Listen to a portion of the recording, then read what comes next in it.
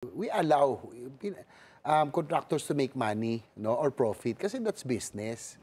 Pero for them to engage in overpricing, to engage in ghost projects, especially, as I mentioned earlier, they have a special place in hell already. Ano na to?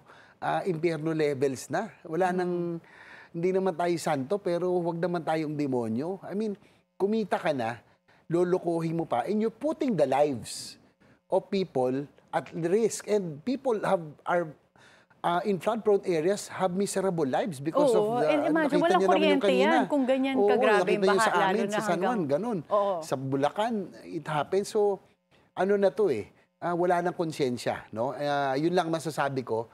Again, for contractors, sabi ko nga, we allow profit. Kailangan naman kumita kayo, negosyo yan, pero i-deliver nyo yung tama. But this time, as you mentioned, may ghost project pa na, wow, kumulekta ka, tas wala kang ginawa. Talagang dapat sa impyerno na mapunta yan.